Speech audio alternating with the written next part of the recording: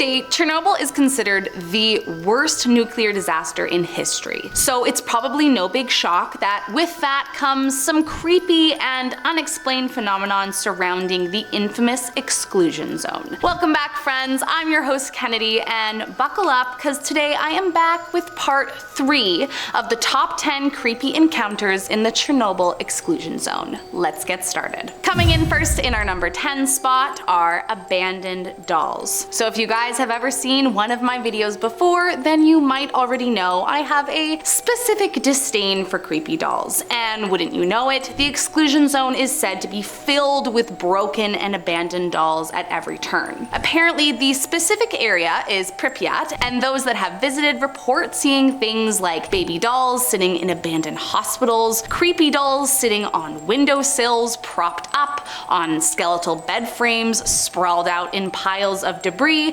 and the most creepy of all, wearing a gas mask. Now, to be fair, there is a high possibility that while many of these toys are remnants from the actual disaster, there's definitely some tourism interference. But interference or not, many still believe the dolls are haunted. In fact, some visitors swear they've seen the dolls watch them as they walk along the grounds. So whether you are afraid of creepy evil dolls or not, broken dolls without limbs sitting in the middle of a nuclear ghost town is one of my worst nightmares. Coming in at number 9, a natural earthquake. Okay, so I'll start off by saying this might not fully be a creepy encounter, but it's definitely a strange little piece of the puzzle that I had never heard about until now. Apparently back in 1996, there had been a study to explore the possibility of an earthquake being a partial reason for the explosion of reactor 4. However, experts quickly revealed that report had over 80 discrepancies, and so it was kind of thrown out as a theory. But the following year, in 1997,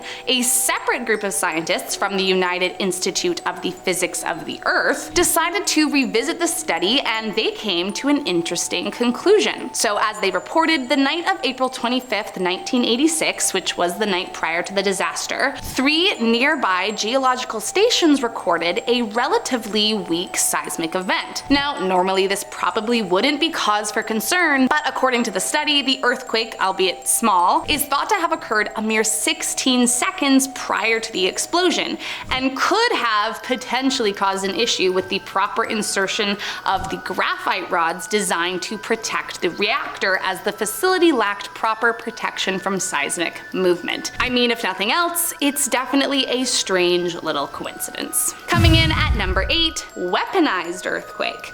Speaking of earthquakes, inside the Chernobyl exclusion zone, there is apparently also some evidence that tectonic weapons were being researched and developed in the Soviet Union at the time. Now, to be clear, it's not known if these weapons were actually ever deployed, but there are some theories out there that suggest that a weaponized earthquake might not be as far-fetched as it sounds. On May 30th, 1992, Pravda, which was the former official newspaper of the Soviet Union, reported that a geophysical or tectonic weapon was actually developed in the USSR despite the UN convention. Pravda, which was the former official newspaper of the Soviet Union, reported that a geophysical or tectonic weapon was actually developed in the USSR despite the UN convention. Now, of course, many higher-ups denied this, but some are sure that they saw it with their own eyes. I mean, it is an interesting theory and definitely makes you wonder what could have been going on behind closed doors. Coming in at number 7,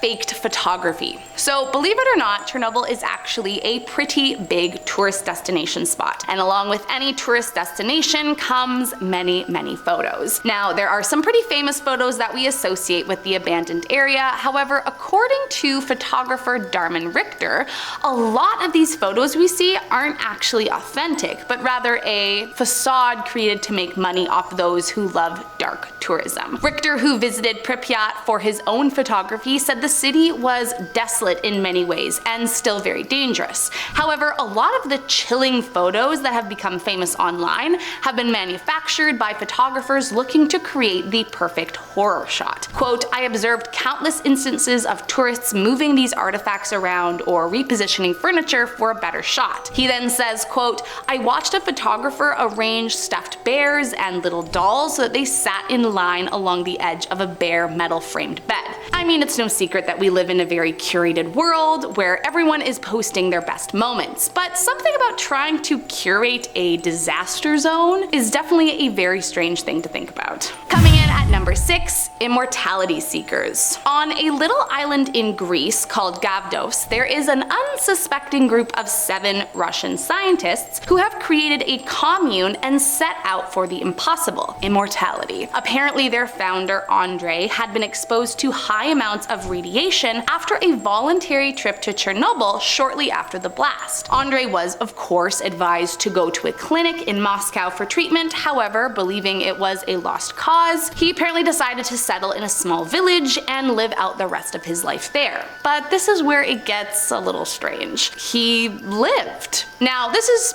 sort of a conspiracy theory, I will admit. However, there are many that believe the scientists chose Gavdos in an attempt to seize control of the Earth and become immortal. The scientists created a tight-knit relationship with the church, and according to a documentary that was being created about the community, quote, they feel they need to reconstruct the world and implement the birth of a new immortal human. Apparently, the scientists even began building a Greek temple where they aimed to revive Pythagorean philosophy and unearth forgotten Greek mysteries. All of which is said to be in the pursuit of immortality. Which, okay, I know it's all a little far-fetched, but I mean, if it turns out to be true, it would definitely be creepy. Coming in at number 5, Bible predictions. There are a ton of wild predictions out there, and I'll leave it up to you to decide whether or not you think that prophets and seers really do see into the future or not. That being said, there are some out there that believe the Chernobyl disaster was actually predicted in the Bible. According to the book of Revelations, quote,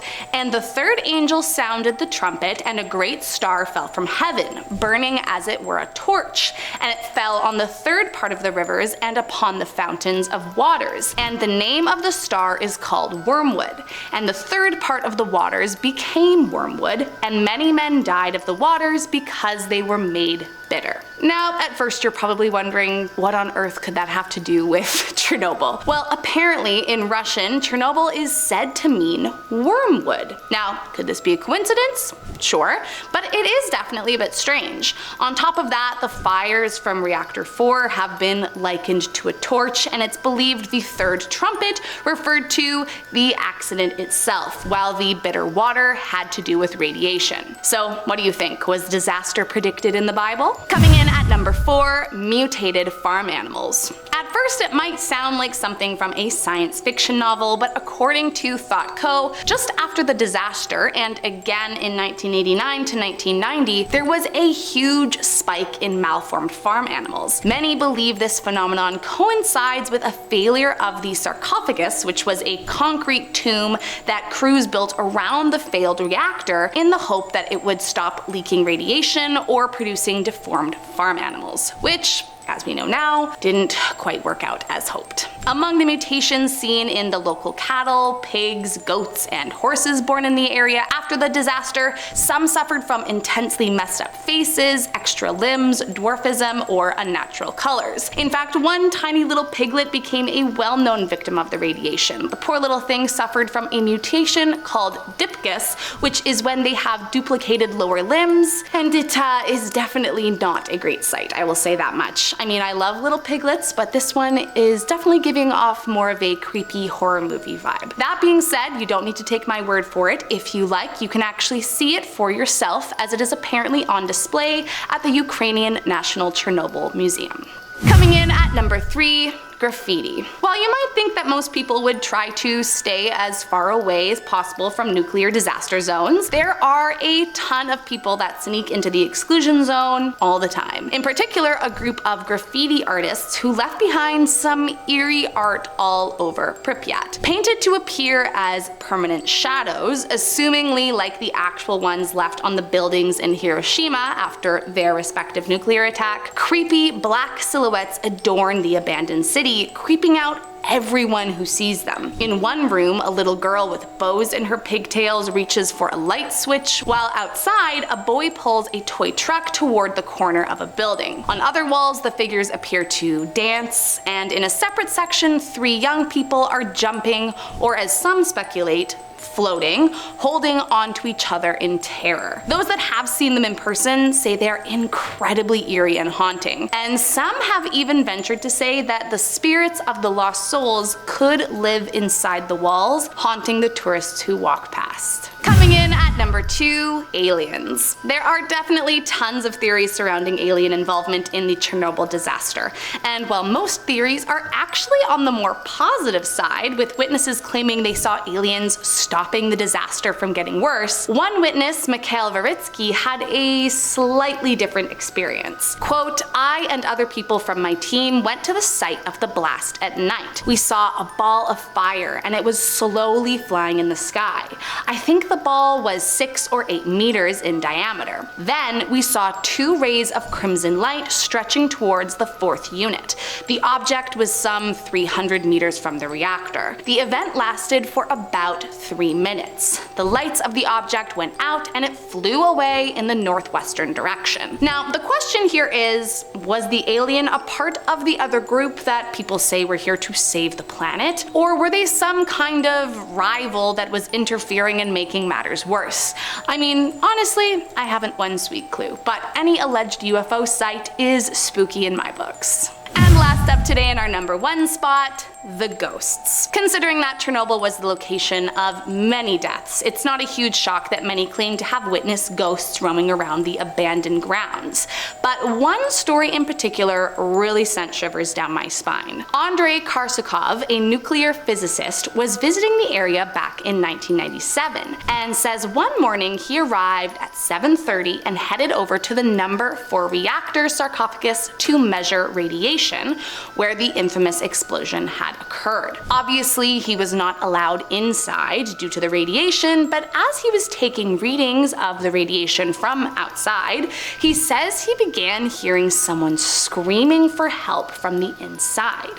Quote, "I ran upstairs to tell someone, but they said that when I entered the reactor control room, I was the first person to open that door in 3 years. And the only way to get inside the old reactor is through the doors I came in through. If someone had gone inside the reactor when I was not looking, they would have tripped an alarm that goes off when the reactor door is opened mechanically." He went on to explain that the reactor door also requires a password and a handprint, yet he swore he heard someone screaming for help. Then later that evening, as they were eating, he noticed a floodlight turn on, which should have been impossible since there was no way anyone could be inside. Apparently his colleague tried to ease his suspicions by saying it could have been a power surge, but just as his colleague said that, the light snapped off, as if someone was inside listening to their conversation the whole time. Well, there you have it, guys. I hope you liked this video. If you did, make sure to hit that subscribe button, and I'll catch you next time.